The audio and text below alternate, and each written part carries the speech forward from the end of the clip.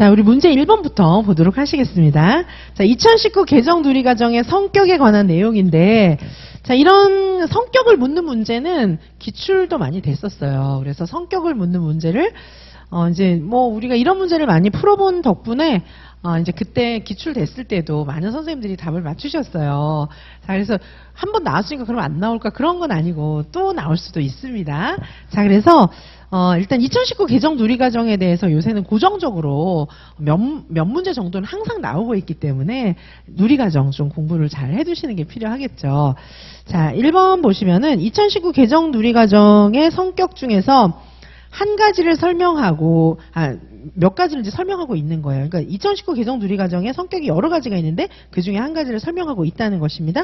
자, 그래서 이 문제에 보시면은 개정 누리과정은 공통적인 기준을 제시를 하고 있다. 어떻게? 국가 수준에서의 공통적인 기준 이렇게 얘기하고 있고, 그 다음에 지역 수준에서의 또 교육과정의 특징 이런 것들 얘기하고 있고, 그 다음에 기관 및 개인 수준 이 특성을 또 이야기하고 있다는 것입니다.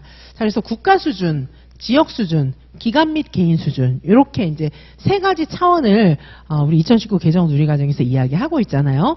그런데 1번 문제는 뭐냐 하면은, 자, 지금 이제 기관 수준의 특성 그리고 개인 수준의 다양성 이런 것들을 반영하기 위해서, 그러니까 뭡니까? 지금 문제를 묻고 있는 것은 국가 수준, 지역 수준은 아니고 여기 기관 및 개인 수준 요거에 대해서 묻고 있는 거예요.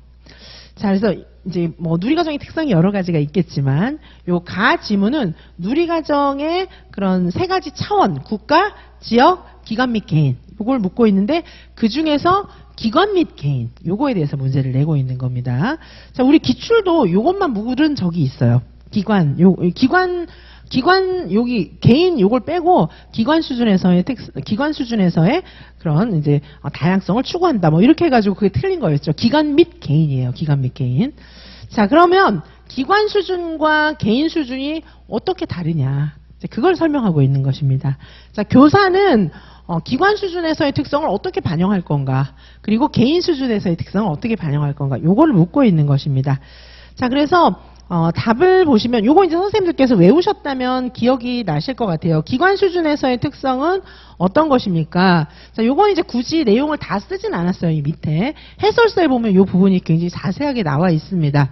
자, 기관 수준의 특성은 뭐냐 하면 유치원의 철학, 학급, 학부모의 특성에 따라 누리과정을 운영해야 돼요.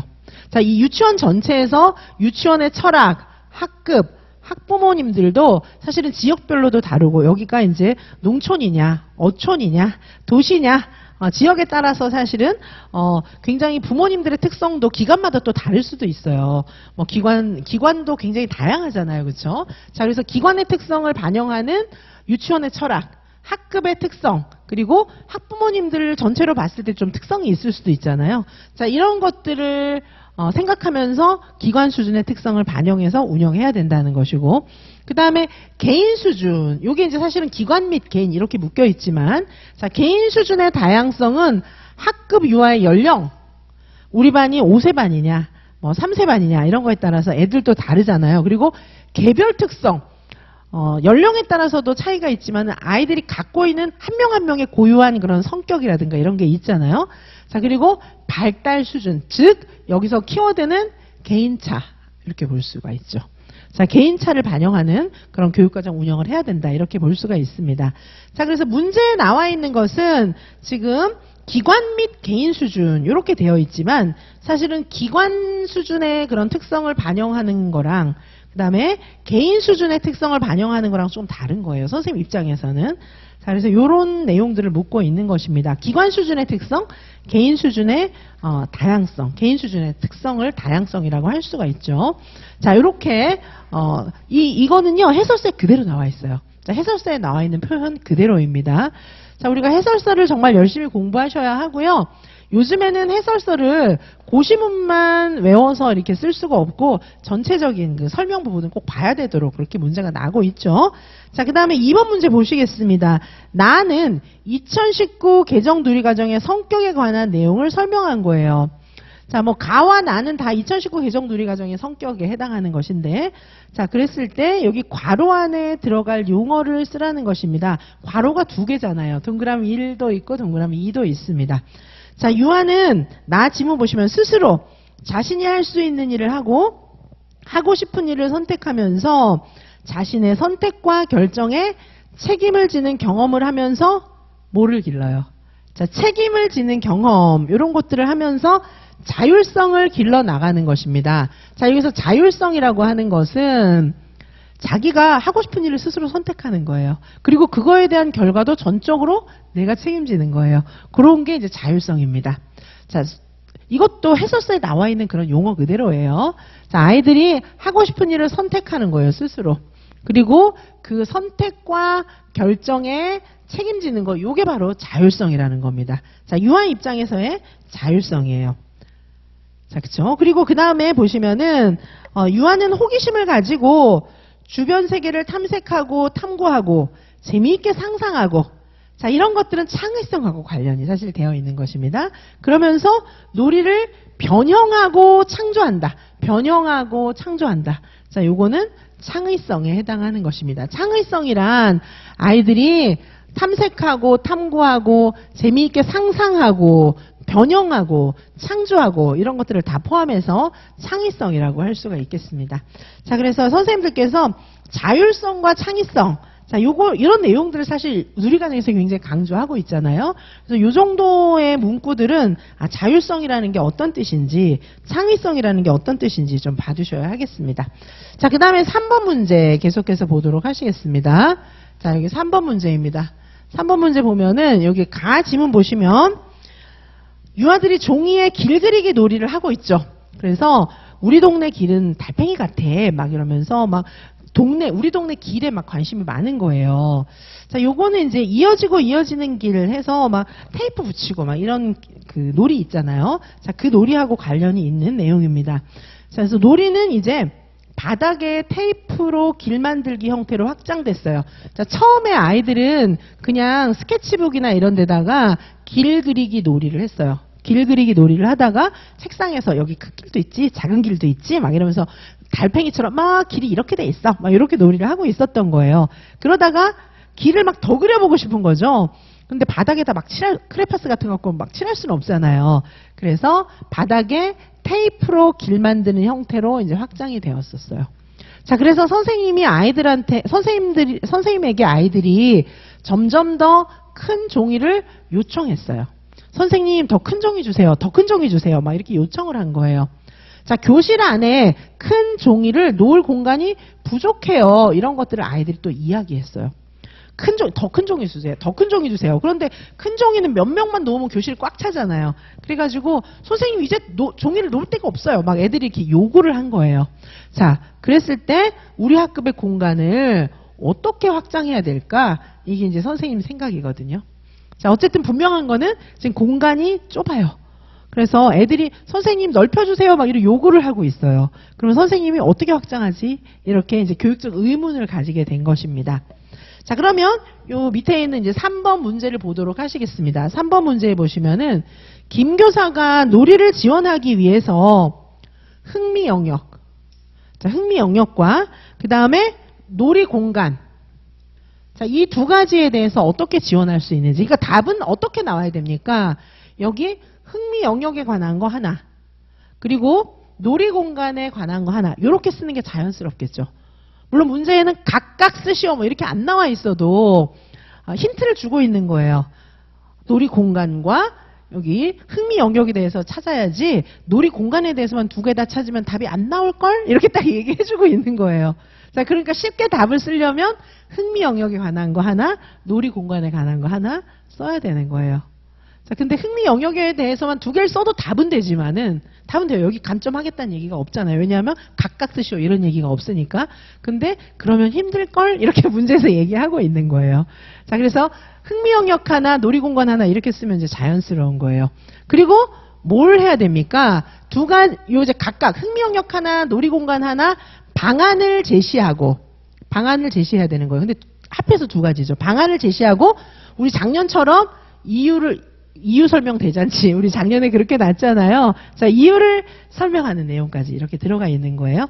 자, 그런데 일단 이제 흥미 영역 보시면 그런데 이 교실은 지금 현재 이렇게 만들어져 있어요. 김교사의 학급 현재 영역 배치도예요. 현재 영역 배치도. 자, 애들이 큰 종이를 깔고 놀겠죠. 큰 종이를 깔고 여기서 놀겠습니까? 여기 쌓기놀이 영역이거든요. 음률 영역이거든요. 그다음에 여기는 역할놀이 영역이에요. 여기서 놀겠습니까? 여기서 놀겠습니까? 여기서 놀겠습니까? 큰 종이 가지고. 여긴 큰 종이로 애들이 막 놀 수 있는 공간이 아니잖아요. 자, 그래서 어디서 놀고 있을까요? 여기서 놀고 있을 가능성이 많거든요. 자, 여기서 놀고 있으면은 공간이 빨리 좁아지겠죠. 자, 그래서 어떻게 해야 돼요? 일단은 교실 공간이 너무 좁다. 그러면 제일 먼저 그래 우리 복도로 나가자. 뭐 그리고 저희 강당으로 가보자. 그렇게 하기 전에 교실 공간을 넓힐 수 있을까? 이거부터 생각해 보는 게 맞겠죠. 제일 쉬우니까 그게. 자, 그래서 흥미 영역의 경우에 뭐 합쳐주던가 빼주던가 이렇게 해서 융통성 있게 일단 배치부터 하면 교실이 좀 넓어질 것 같아요. 그렇죠? 자, 그래서 교실 공간을 선생님들이 조정할 때 일단은 너무 좁다 이러면 당장 밖으로 나가자 이렇게 하는 게 아니고 보통은 순서적으로는 교실 안에 있는 흥미 영역이나 이런 것들을 조정하는 게 일단 먼저예요. 자, 그래서 첫 번째 흥미 영역에 대해서 얘기하라고 했으니까 흥미 영역. 자, 답을 보도록 하시겠습니다. 자, 답에 보시면은 자, 답에는 흥미 영역, 놀이 공간을 융통성 있게 배치해 본다. 즉, 흥미 영역을 융통성 있게 배치해 본다. 이런 뜻이에요. 자, 이유는, 자, 이유 설명을 하셔야 됩니다. 그 이유는, 여기서 이유는 주로 어디서 찾습니까? 자, 이유는 보통 본문에서 찾아요. 아시겠죠? 그 이유를 설명하시오 했을 때는 보통은 본문에 나타나 있는 거에서 이유를 찾아서 쓰는 경우가 대부분입니다. 그리고 지극히 일부는 이제 이론을 위해서 이 이론에선 이렇게 말하고 있기 때문이다. 이렇게 쓸 수도 있는데 이 문제 같은 경우는 상황을 줬기 때문에 상황을 보면서 본문을 보면서 지문을 보면서 거기서 이유를 찾아내는 게 보통은 맞아요. 자, 그래서 선생님들께서 그 이유를 설명하시오 이렇게 했을 때는 판단의 근거, 내 판단의 근거를 써야 되는데 판단의 근거는 두 개이죠. 어떻게? 이 지문의 사례에서 판단의 근거를 하나 찾을 수가 있어요. 또 하나는 내가 공부한 학자들의 이론에서부터 근거를 찾을 수가 있습니다. 자, 여기서 이유를 쓰라고 하는 것은 뭐죠? 이유를 쓰라고 하는 것은 이렇게 답을 쓴 판단의 근거가 무엇이냐 그걸 묻고 있는 거예요. 자, 이유를 쓰라는 것은 판단의 근거를 묻고 있는 것입니다. 자, 이렇게 답을 쓴 판단의 근거가 무엇입니까? 이걸 묻고 있는 거예요. 자, 이유를 쓰라고 하는 것은 대체로 판단의 근거이고 이 판단의 근거는 두 군데에서 찾을 수 있습니다. 하나는 지문 사례에서 찾을 수 있고 또 하나는 학자가 이렇게 얘기했으니까 학자 이론에서 이렇게 밝히고 있으니까 이렇게 쓸 수가 있어요. 그래서 하나는 이론에서 찾을 수가 있어요. 자, 이유를 쓰라고 하는 것은 판단의 근거를 쓰라고 하는 것인데 자, 지금 여기 놀이 공간을 흥미 영역을 융통성 있게 배치해 본다고 했잖아요. 자, 그 이유는 보시면은 교실 내에서 흥미 영역이 정해져 있어야 하는 것이 아니기 때문에 놀이를 지원할 수 있도록 공간을 융통성 있게 구성해야 하기 때문이다. 이거는 근거를 본문에서 찾은 거죠. 어디서 찾은 겁니까? 현재 학급 영역 배치도. 여기서 찾은 거예요. 그죠? 자, 요렇게 쓰셔도 되고 아니면 현재 김교사의 학급 영역은 여기 쌓기놀이 영역, 역할 영역 이런 식으로 모든 그 흥미 영역들이 딱딱 이렇게 구분되어 있기 때문에 공간이 좁을 수 있다. 그래서 공간을 흥미 영역을 융통성 있게 배치하는 것이 바람직하다. 이렇게 쓰셔도 됩니다. 자, 그래서 여기는 지문이 지금 두 개가 나와 있는 거예요. 하나는 그림으로 된 거, 하나는 글씨로 된 거. 그렇죠? 그 근거를 흥미 영역에서 찾은 것은 여기 그림에서 찾은 겁니다. 영역 배치도에서. 자, 그다음에 두 번째는 지금 여기 이제 어떤 방법이 있어요? 우리 지금 공간이 좁아요. 이렇게 했을 때 일단 하나는 공간 배치를 새로 할 수 있어요. 영역 배치를. 또 하나는 뭐죠? 이제 그래도 안 되면 밖으로 나가야 되는 거예요. 그렇죠? 그래서 두 번째는 다른 놀이 공간을 찾아본다. 이렇게 쓰셔도 되고 교실 밖으로 놀이 공간을 확장한다. 이렇게 쓰셔도 돼요. 같은 얘기입니다.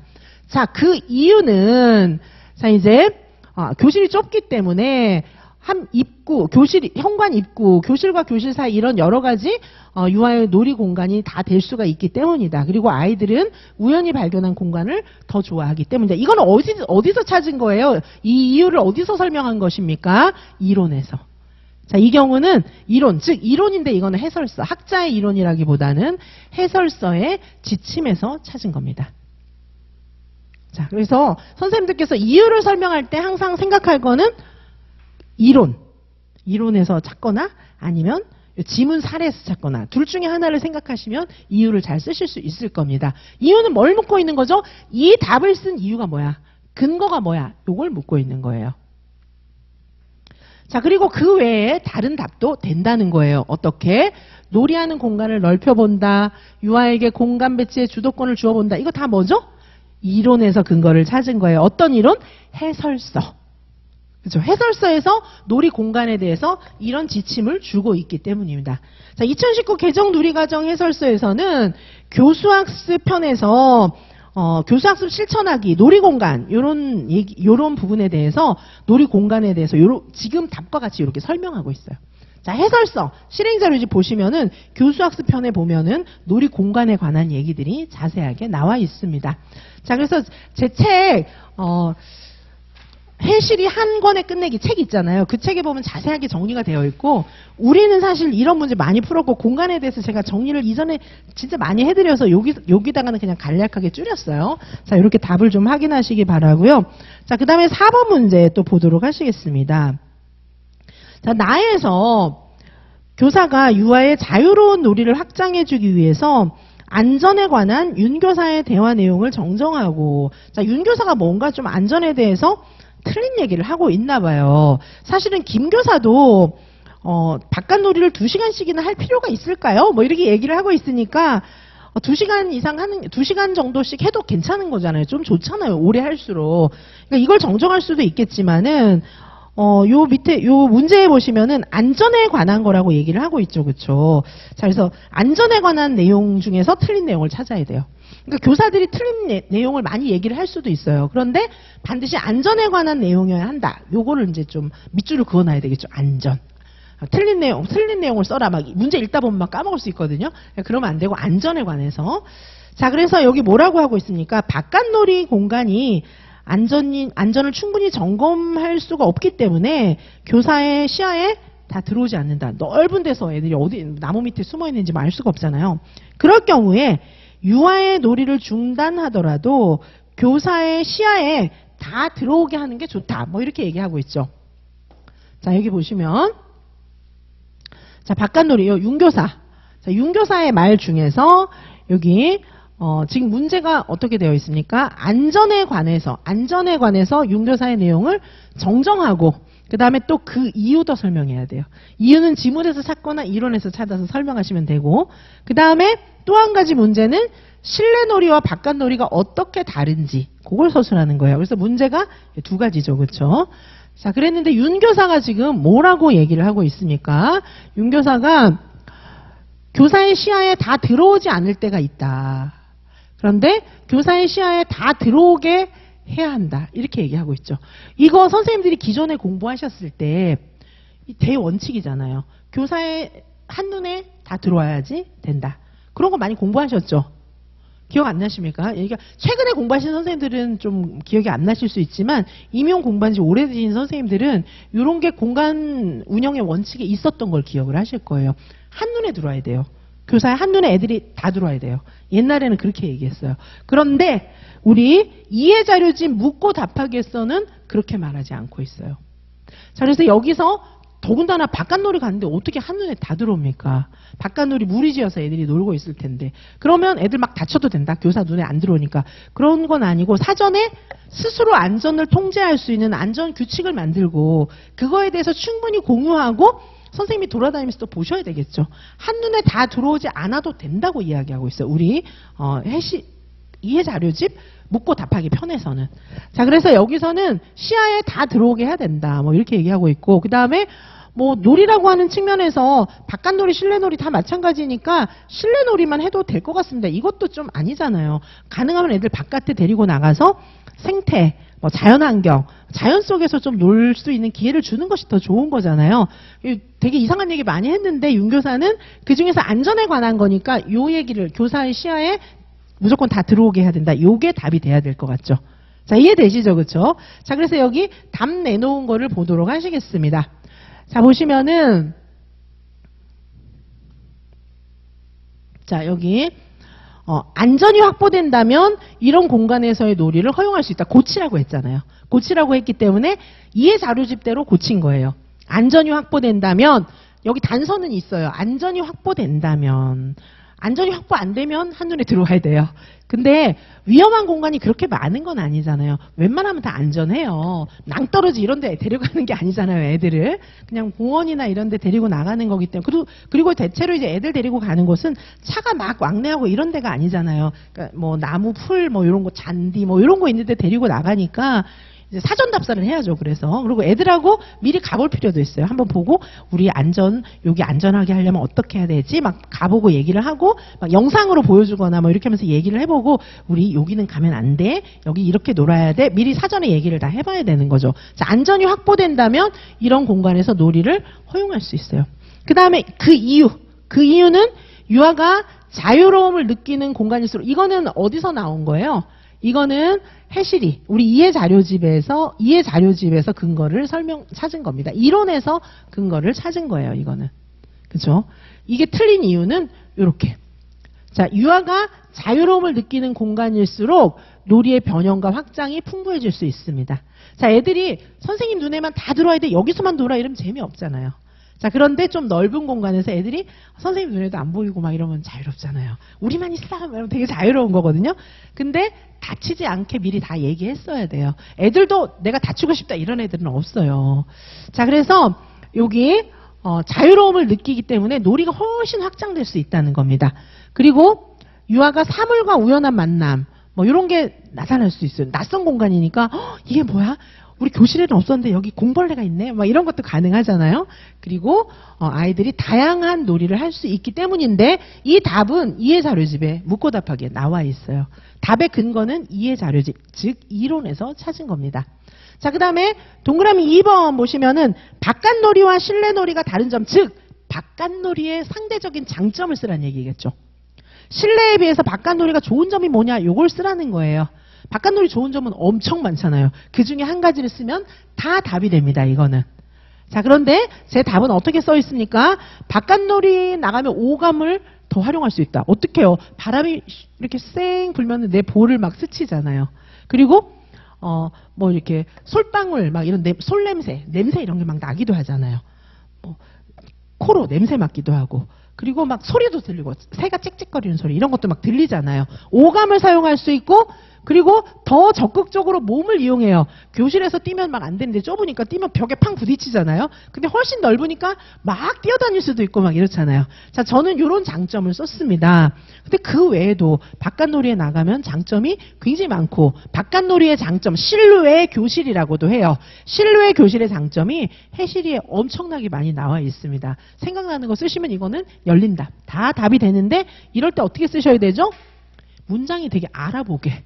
상대방이 알아보게 육하 원칙에 맞게 논리적으로 쓰셔야 돼요.